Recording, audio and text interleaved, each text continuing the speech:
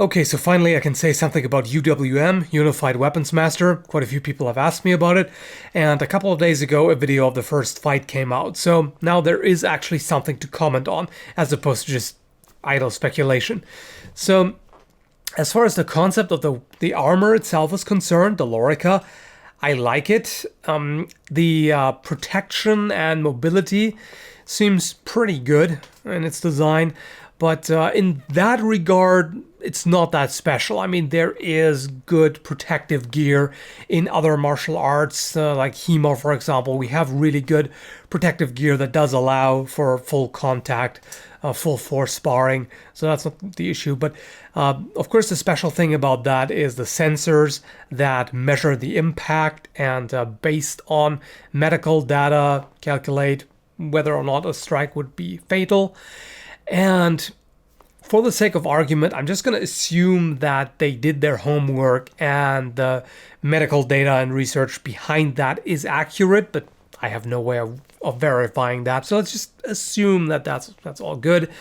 The other thing is the helmets have cameras inside so they can show the first-person view, which they didn't in the first video for whatever reason, which surprised me, but whatever.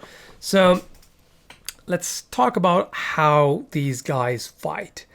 Let me just make clear here that I'm not trying to shit talk them or downplay their performance.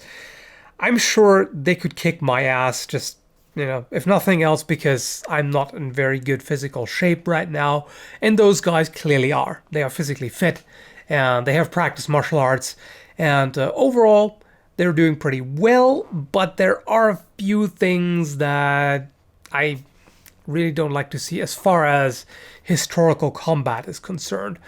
Depends, of course, what you're aiming for. From what I understand, the entire thing is really more about sports and entertainment. I don't think their main goal is to simulate historical combat. If it is, then I do have a few issues with it. Mainly the way they charge each other. They seem very reckless. Like they just rush against each other and just keep pounding each other with both hands, and just they're often punching with the swords.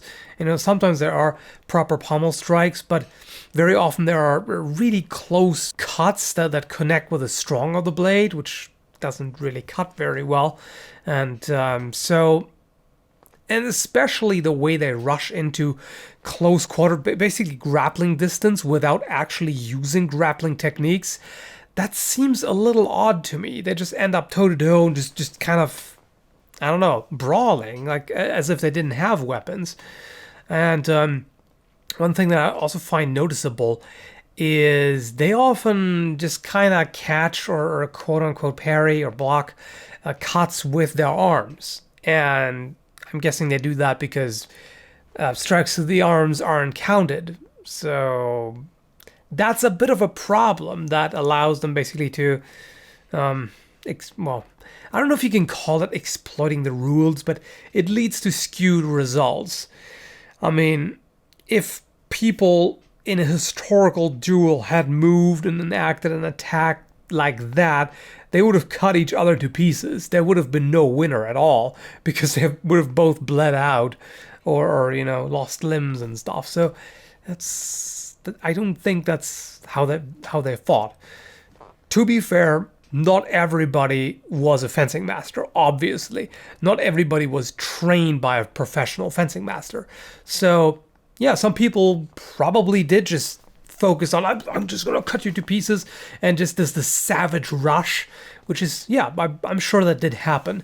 But from the point of view of historical martial arts, that's problematic. Like, they're not, I don't really see any recognizable techniques. Well, basic cuts, of course, but otherwise, yeah, so it's still interesting to watch, don't get me wrong, and I think it has a lot of potential. And also, of course, those are just two guys, so other people fighting may look different. Maybe they'll change the rules eventually, or the way they score, or anything like that. As it is, it's interesting to see but there are some issues with how the scoring is done. For example, also, there was mention that hits do accumulate. Like if you get multiple hits in the same area, just kind of increases the simulated damage, so to speak. So eventually that would take them out. But there are also cases where, cuts to the arms or legs would severely impact your ability to fight. And in fact, in a lot of cases, a cut to, if you get cut to the bone on the arm or the leg, you're done. I mean, there are major blood vessels severed, there are muscles and tendons and ligaments severed. You can't use it anymore. It's going to severely influence how you can fight, and it's going to make it impossible, really. So it's not that close to the reality of historical combat. I actually think HEMA, in that regard, HEMA tournaments are closer to the real thing, because then you have the judges looking at it. They go by how well a cut or a thrust is performed, body mechanics, and also how much rotation is in the cut. They can also see things like slicing cuts. They draw a cut to the neck, or thrusts, for example. I don't think that thrusts, especially with a relatively narrow blade, would generate a lot of blunt force to be picked up by those sensors. So it wouldn't actually be that much impact, like it wouldn't break bone. But something like a side sword or a rapier, because it concentrates all of that on a very narrow point, it would still enter the body and cause lethal damage. So that is not accounted for. So yeah, there are certain things like that. And things like edge alignment, for example, also. Judges can, to an extent, see edge alignment, especially if you have instant replay. That's really useful, which often isn't the case.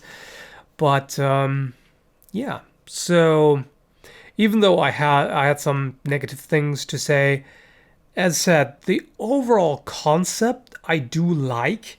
And if it really is for sports and entertainment, then they're doing a really good job. In that regard, it's good. It's just not that close to historical combat, as far as we can tell. So there it is. I hope you found this interesting, and thanks for watching.